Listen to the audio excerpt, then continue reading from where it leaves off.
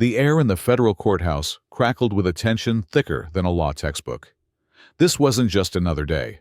This was the day Judge Marshall Davis, a man whose gavel struck fear into the hearts of many, was about to face a reckoning he never saw coming.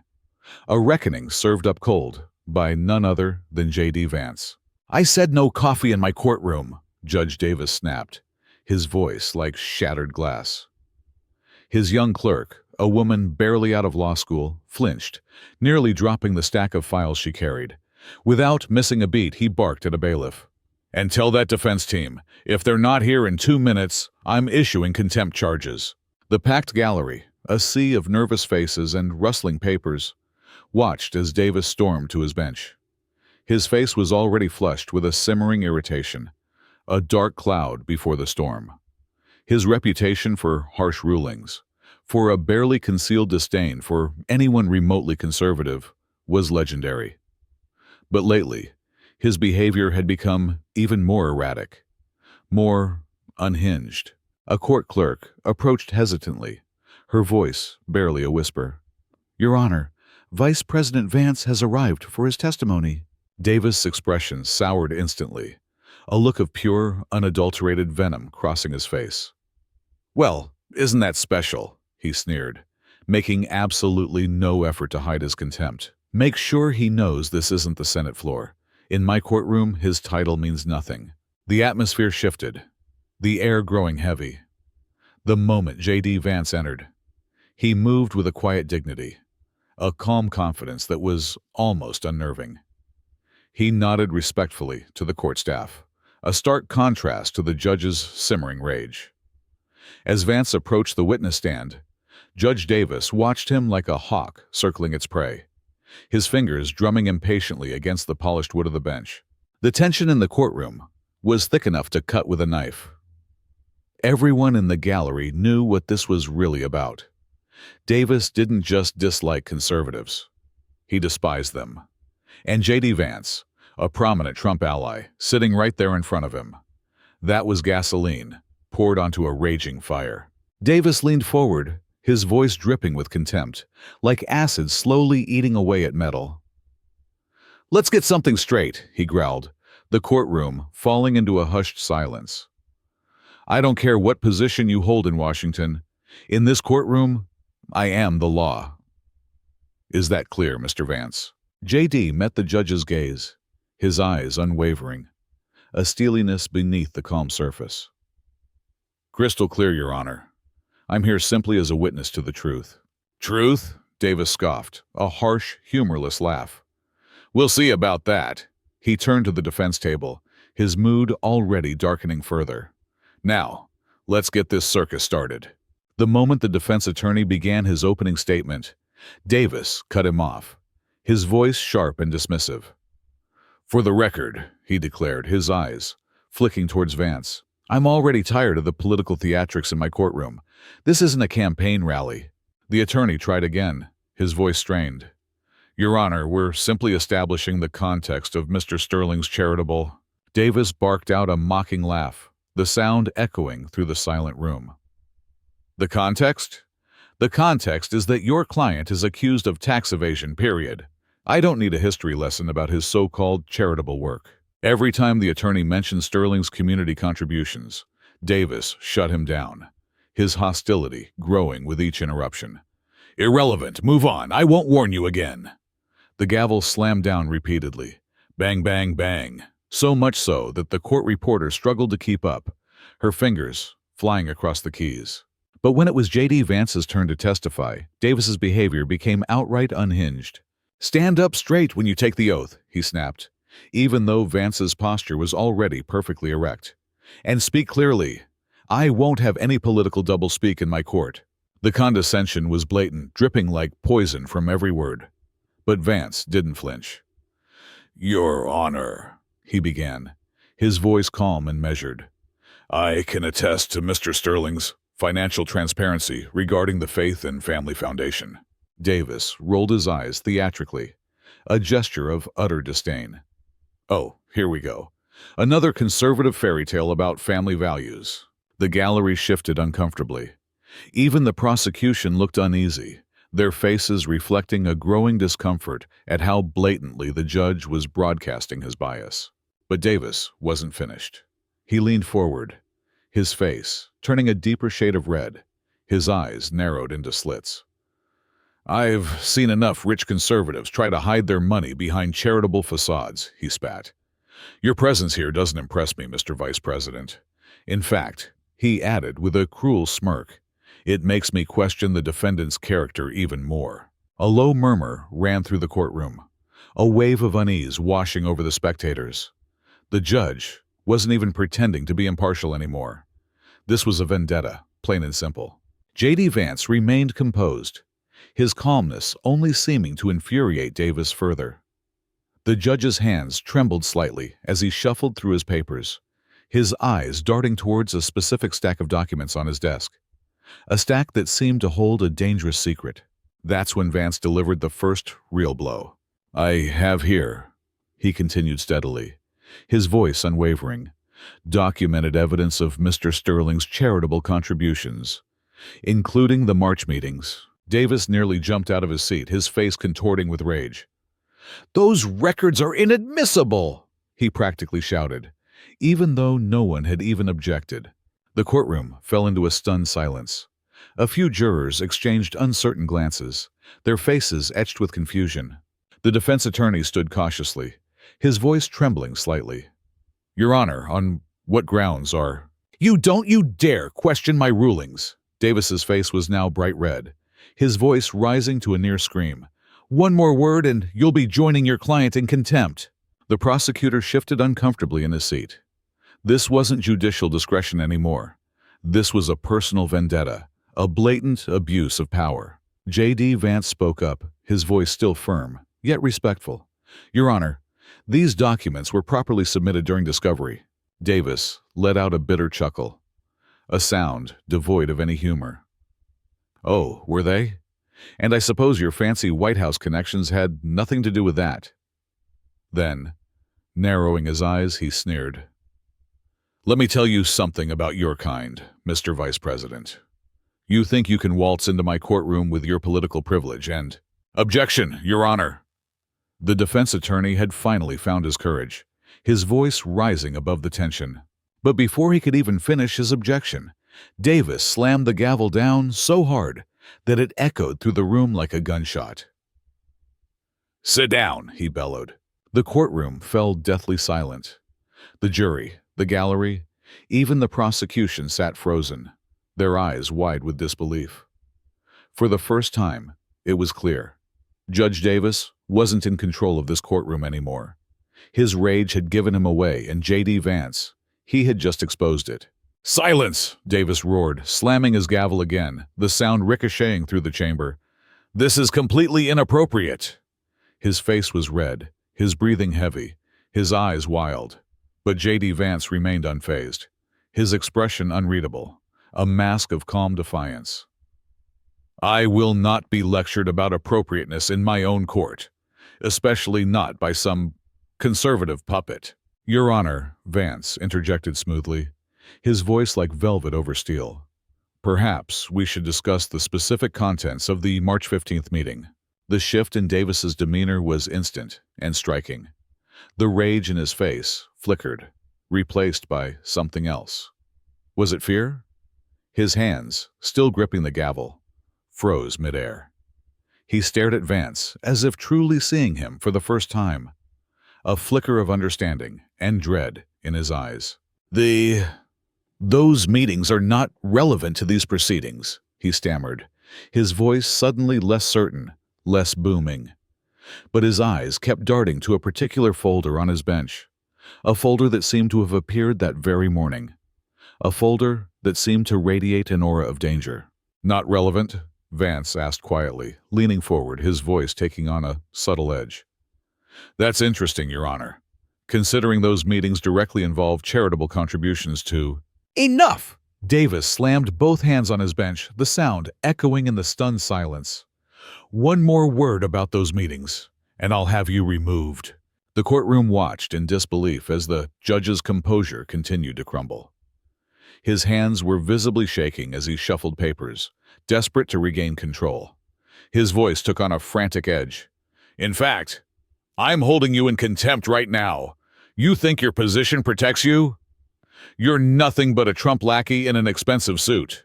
A murmur swept through the gallery, a wave of shock and disbelief. The prosecutor shifted in his seat, looking more uncomfortable by the second. The court officers exchanged uncertain glances, their hands hovering near their radios. JD Vance never raised his voice. He didn't have to. "Your Honor," he said, his voice calm and steady, "my position has nothing to do with this. But since you mentioned protection, perhaps we should discuss the Liberty Foundation's protection payments." Davis' face went from red to white in an instant. His jaw clenched, his breathing hitched. "How dare you!" His voice cracked, a desperate, strangled sound. "I mean, what payments? There were no guards. Remove this man from my courtroom." The court officers didn't move. Everyone saw what was happening now. The mask had slipped. The judge was exposed. Vance calmly pulled out a stack of documents. "Actually, Your Honor, I have some very interesting bank records here," he said, holding them up, letting the room take them in. "Would you like to explain the monthly deposits from offshore accounts that coincidentally align with your rulings against conservative defendants?" "Shut up!" Davis's outburst was primal, a desperate last-ditch attempt to maintain control. "You have no right, no authority. I am the law here. Me. Not some conservative bootlicker who—" Vance raised another document, his voice cutting through the judge's rant. "Your signature on these authorization forms suggests otherwise, Your Honor." Davis lunged forward, pointing a trembling finger at Vance. "You planted those! This is a setup! A conservative conspiracy to— Ick!" He caught himself, but it was too late. The words hung in the air, heavy with implication. The courtroom gasped, a collective intake of breath. "A conspiracy," Vance repeated softly, his voice laced with a hint of steel. "Interesting choice of words, Your Honor, especially given your private meetings with certain activist groups." Davis was practically foaming at the mouth now, his eyes wild, his face contorted with rage. "I will not be interrogated in my own court!" His voice cracked, a desperate, pathetic sound. "You think you can come in here with your smug face and your evidence?" He spat the last word like it was poison. Vance, ever composed, turned to another page. "Evidence," he echoed, his voice calm but firm, "that shows a disturbing pattern." He glanced toward the jury, his eyes meeting theirs.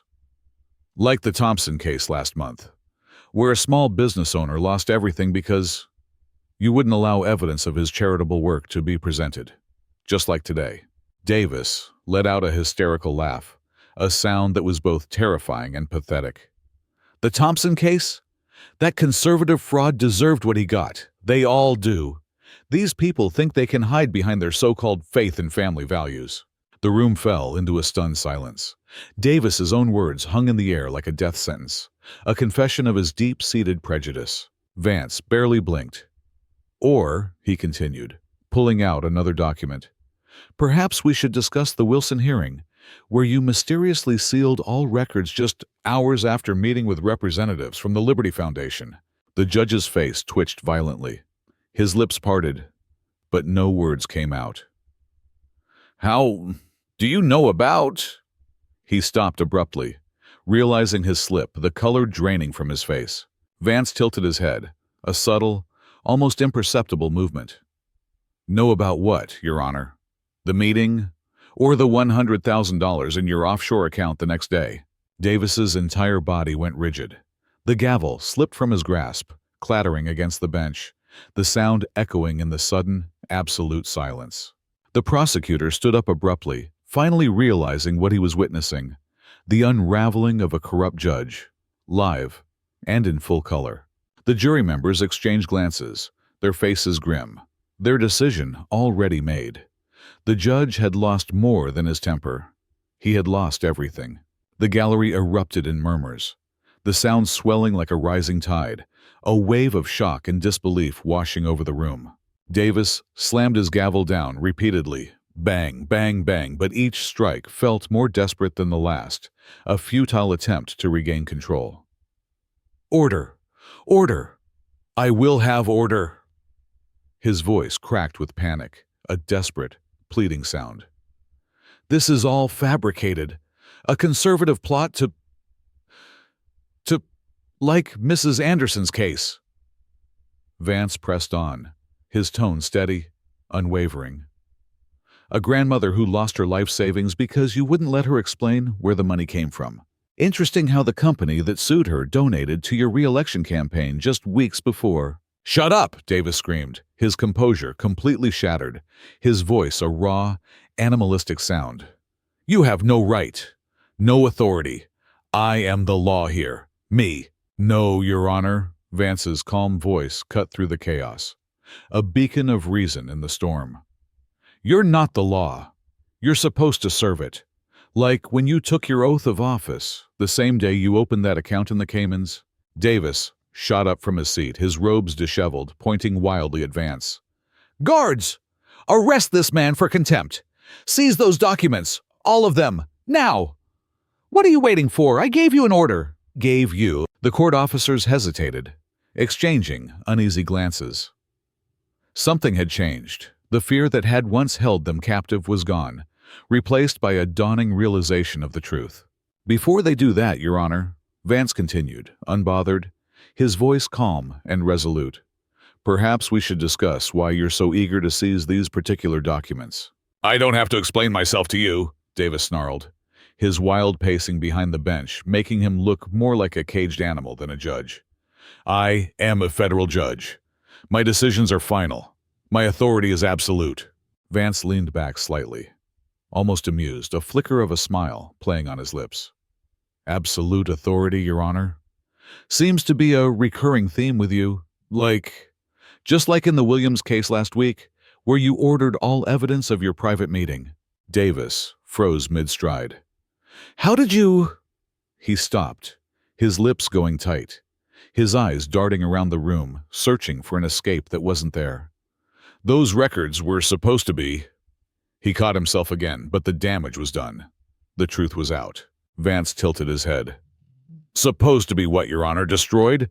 Like the records from the Liberty Foundation meetings?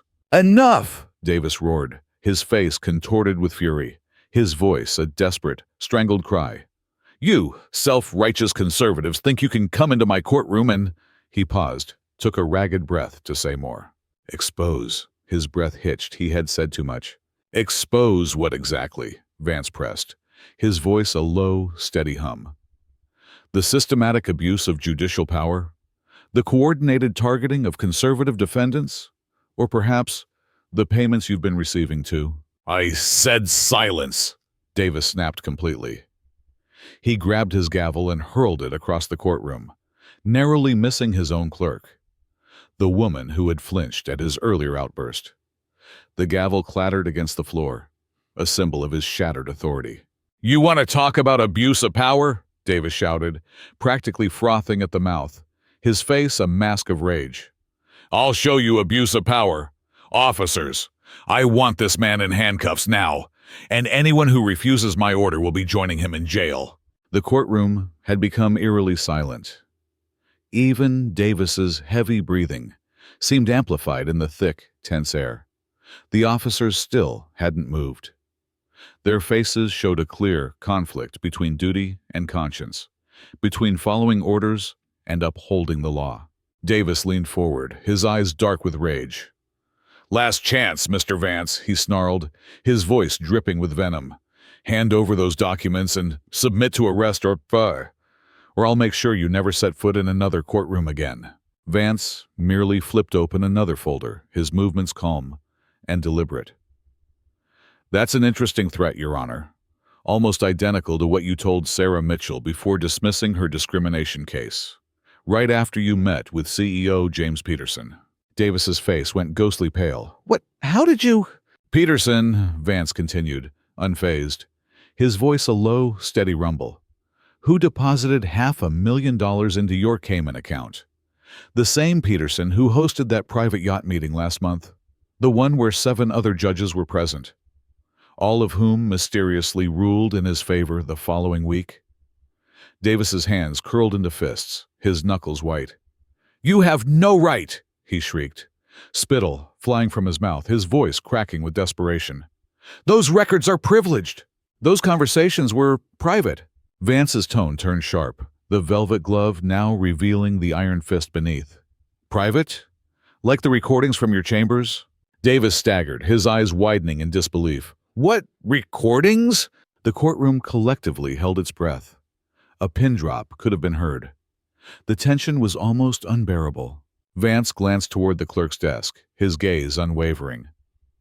"The ones where you explicitly told your clerk to lose evidence that would have exonerated 3 conservative defendants." A sharp gasp came from the other side of the room. The clerk, still seated at her desk, burst into tears, her body shaking with sobs. He made me do it," she cried, her voice choked with emotion. "He said he'd ruin my career if I didn't. I... "Silence!" Davis thundered, but his authority was crumbling, disintegrating before everyone's eyes. His face was beet red, veins bulging, his entire body trembling. "None of this is admissible. You can't prove." "Actually," Vance interrupted smoothly, his voice a calm counterpoint to the judge's frantic ravings.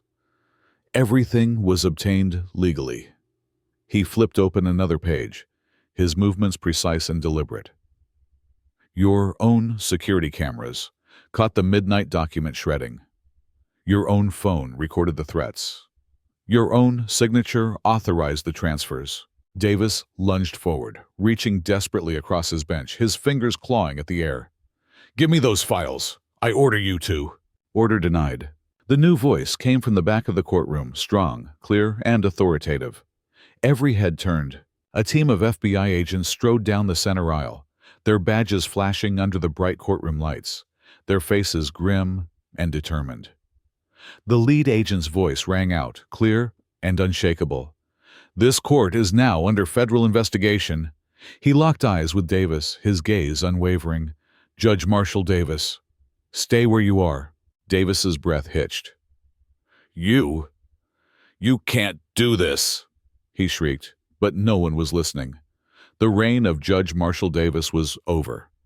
The illusion of power had shattered, revealing the corrupt, broken man beneath. Davis shrieked, backing away from his bench. I have immunity. I have connections. Do you know who I am?" The lead FBI agent stepped forward, unfazed, his expression sheetal and resolute. "Oh, we know exactly who you are, Your Honor," he replied coolly, "including your recent meetings with the Liberty Foundation, your offshore accounts, and your coordinated efforts to target conservative defendants." Davis's eyes darted wildly around the courtroom, searching for an escape, a lifeline, anything to save him from the inevitable. "This is all a setup. A conservative plot to—" "A plot?" Vance interjected quietly, his voice a low, steady hum. "The only plot here was your systematic abuse of power, Your Honor.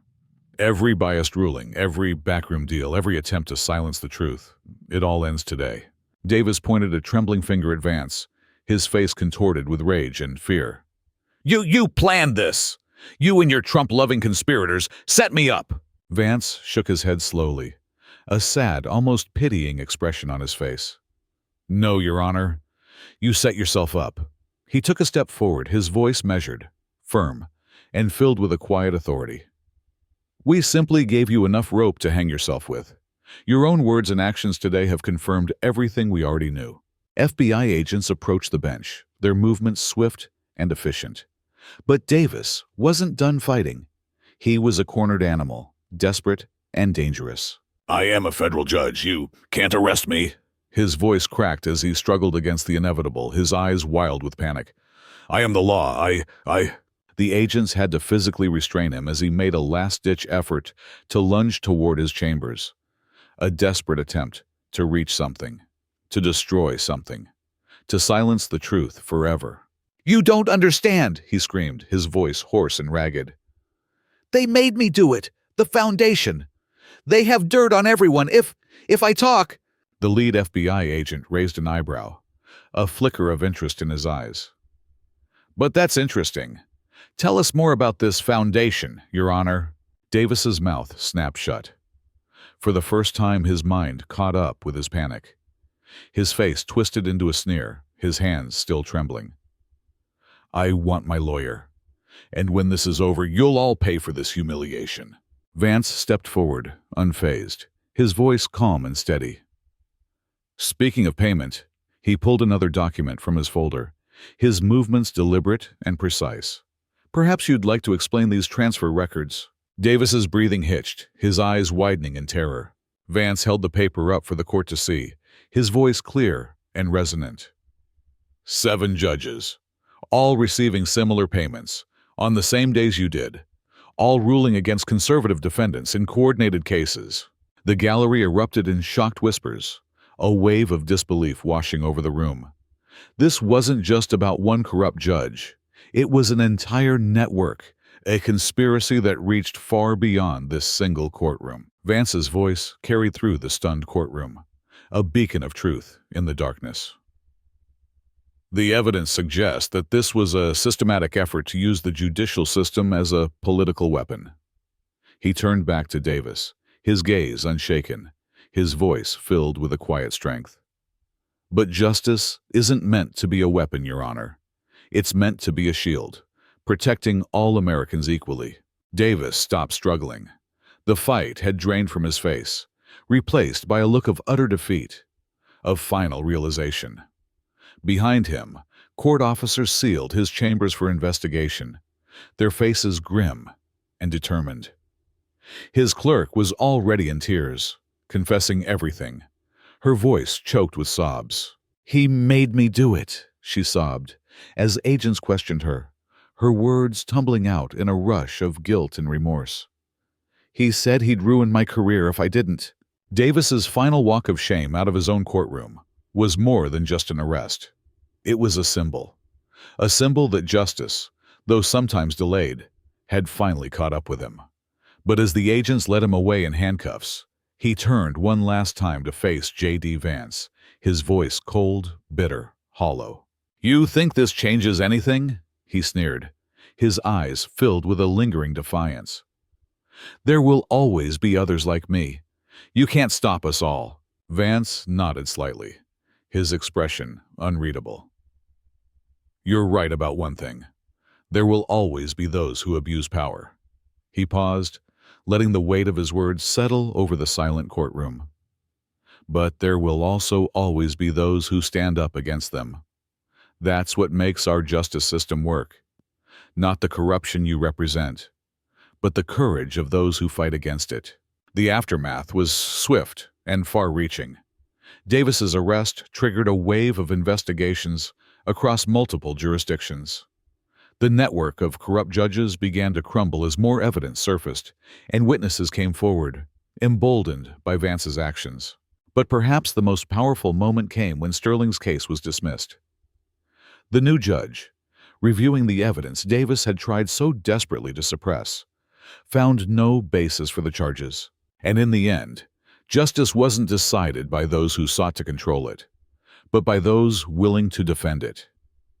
The dramatic courtroom confrontation between JD Vance and Judge Marshall Davis, while fictional, highlights a very real and pressing concern: the potential for political bias to infiltrate the judicial system. In an increasingly polarized society, maintaining the impartiality and integrity of our courts is more critical than ever.